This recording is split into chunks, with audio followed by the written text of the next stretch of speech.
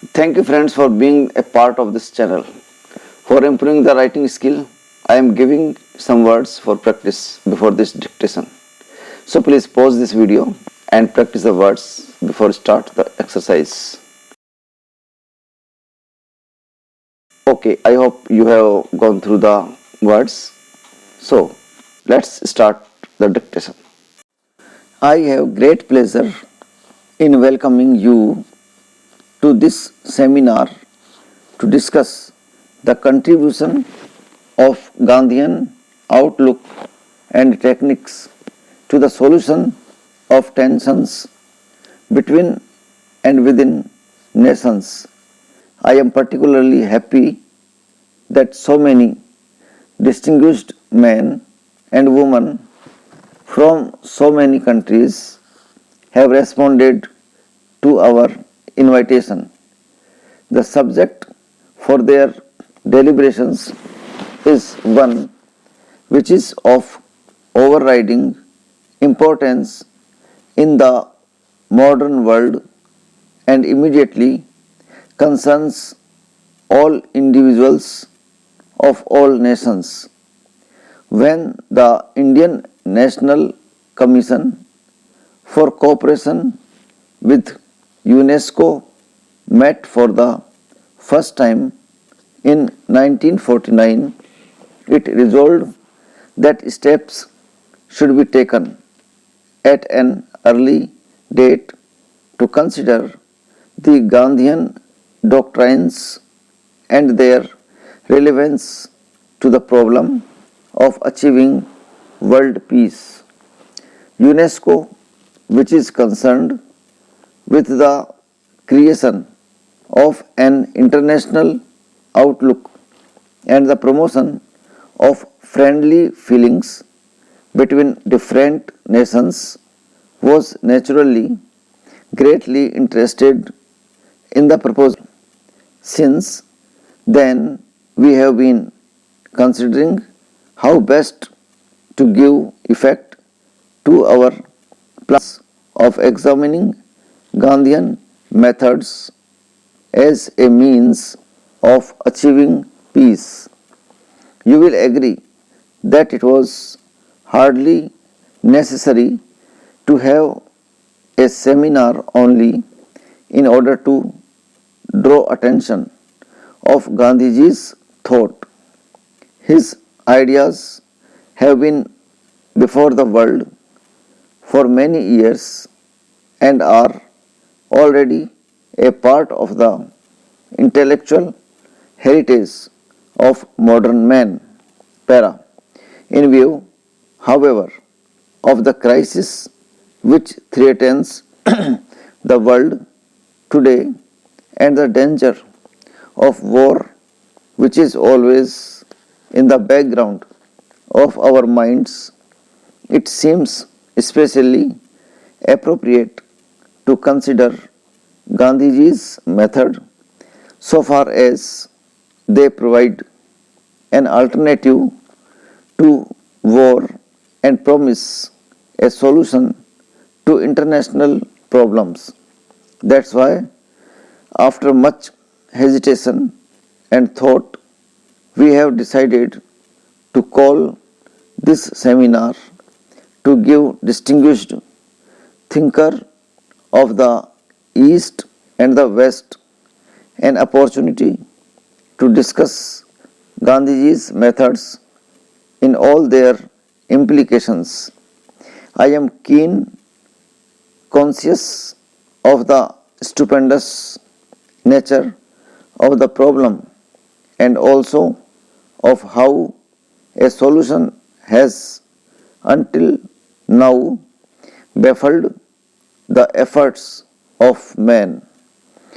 It is therefore in a spirit of humility that we have organized this seminar in the hope that the cooperative efforts of thinkers from so many countries may throw some light on our pressing problems and suggest some method of dealing more satisfactorily with the problems of war and peace.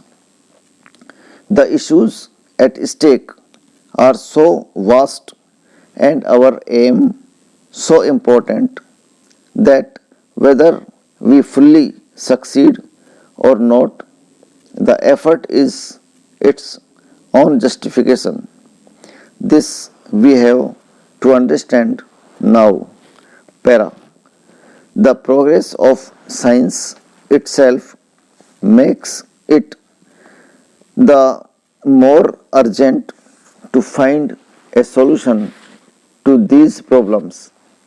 In the past, wars were often due to the fact that man's lack of knowledge did not permit him to utilize to the full the resources of nature. One nation or group could therefore satisfy its needs only by depriving others. If food or fodder was scarce, the only means of overcoming this shortage lay in forcible occupation of the fields of pastures belonging to others. Today, the progress of science has created conditions where all legitimate demands of man can be satisfied. We can now live in an economy of plenty rather than one of want. Secrets of nature have been revealed one after the other, and those have made available to man the immense wealth of her hidden resources. The tragedy of the situation, however, is that this increase of knowledge and mastery over nature is being used not so much for the constructive purposes of society as to enhance man's powers of destruction.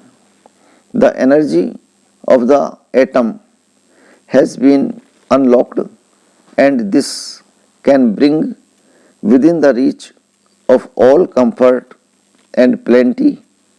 We are, however, concentrating on the use of atomic energy mainly to create terrible engines of destruction.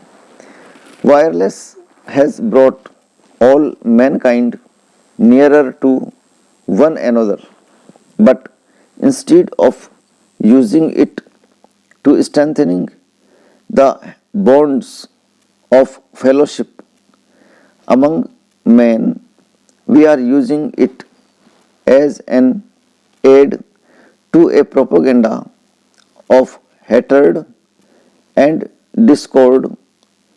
Aeroplanes are being used primarily to develop our offensive in aerial welfare. Greater knowledge of germs and bacteria promises mastery over disease and suffering, but such knowledge is often being sought to develop their use as weapons in bacteriological war.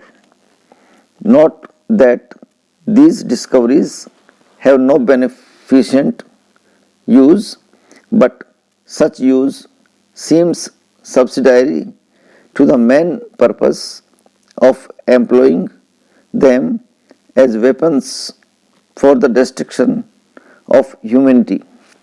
Since the beginning of this century, technological and scientific developments have tended to make war and peace coextensive with the whole world. In the past, some problems may have been solved by war. In any case, such wars were confined to a section of the world. Today, it is clear that no problem can be solved by war. If an attempt is made to solve any problem by means of war, the consequences extended beyond the frontiers of the nations concerned and involve all mankind. Wars have reached a stage where they only succeed in intensifying the hatred between nations and leading to new hatreds. Thus, the only consequence of war today is to enhance the impulse to revenge and destruction to become a basis of conflict. Okay, thanks.